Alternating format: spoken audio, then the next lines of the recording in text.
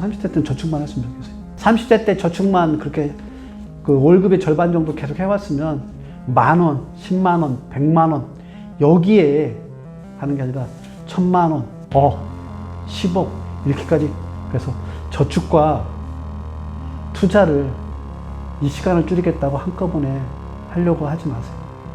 요즘 주식이 이제 막 올라가니까 지금 막 주식에 넣어야 될 타이밍이라고 막 이런 얘기 하는데,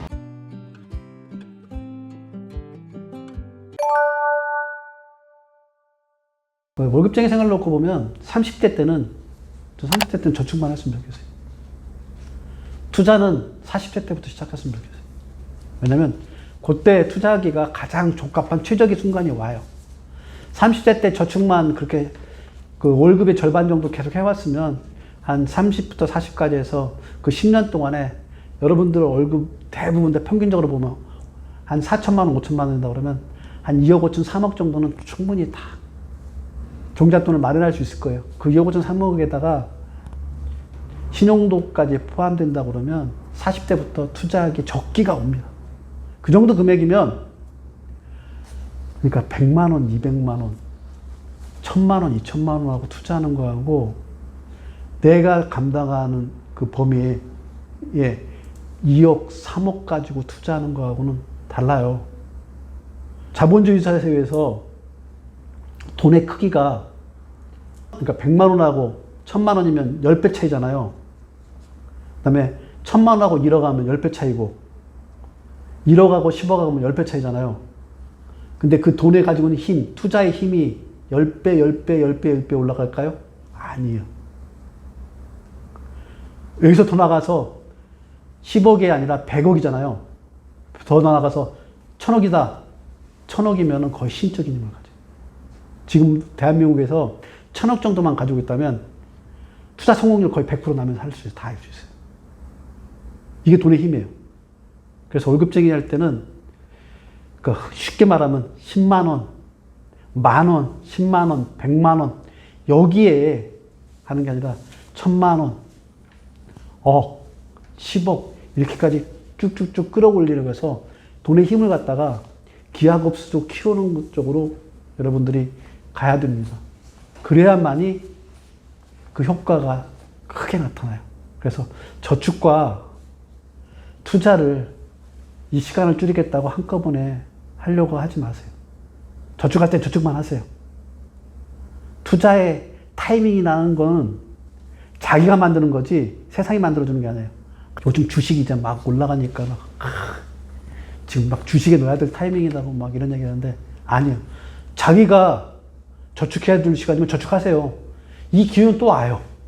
그래서 저축의 시간에는 저축을 하시고, 투자의 시간이 언제인가를 갖다가 스스로를 갖다가 체킹하기 위해서, 아까 그래서 소득, 지출, 저축, 대출, 투자의 시간, 자기 위치를 갖다 정확하게 파악할 수 있게 그 척도를 갖다 얘기해 준 게 그것 때문에 그래요. 그걸 보고서 한다 그러면 여러분 충분히 투자와 저축에 대한 것들 구별할 수 있고, 투자의 시간에 투자에 집중함으로써 투자를 더 극대화할 수 있다. 그 말씀을 드리고 싶습니다. 위험한 거잖아요. 그러니까 영끌이라는 게 한마디로 말한다 그러면 그거가 잘못되면 내 인생이 바다가 떨어지는 거잖아요.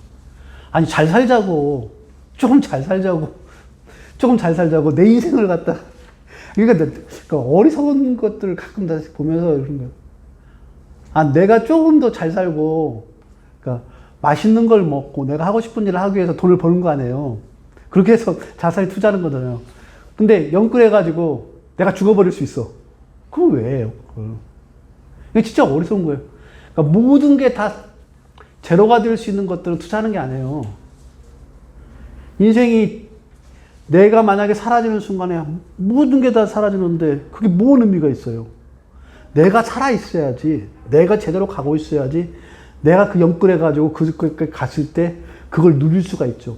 근데 그게 거의 영끌하면은 내가 보기엔 실패 확률이 거의 한 90% 가까이 됐는데 10%의 확률을 놓고 99%가 돼도 생각하면서 해야 되는 게, 영끌 같은 그런 리스크가 큰 것들은 1%의 실패 확률이 있더라도 고심해야 되는 게 대부분 다 고수들 투자자들인데 이거는 투자가 아니라 투기가 아니라 거의 도박인 것 같은데.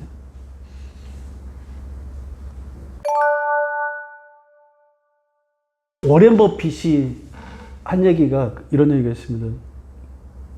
그러니까 위험은 자신이 무엇을 하는지 모르는 데서 온다. 이 얘기를 워렌 버핏이 한 얘기예요. 그래서 제가 그 서두에 이런 말씀을 드렸잖아요. 내가 경제적 관점에서 어느 위치에 있으며 내가 경제적 감각이 어느 정도를 알고 있는가에 대한 것들을 정확하게 여러분들이 알고 계신다 그러면 여러분들이 미래의 앞날에 올 수 있는 위험들은 많이 해치됩니다. 가장 중요한 포인트는 뭐냐면 여러분들이 모르기 때문에 그 위험에 그대로 노출되는 겁니다. 그래서 여러분들이 자기 자신을 갖다가 스스로 한번 경제적 관점에서 되돌아보고 내 안에 내재된 경제적 관점의 감각들을 어떻게 끌어낼 건가를 되짚어 본다면 그 모든 남아있는 위험들로부터 여러분들을 지켜내면서 여러분들이 가고자 하는 방향으로 충분히 나아갈 수 있을 거라 생각하면서 오늘 말씀을 드렸습니다. 고맙습니다.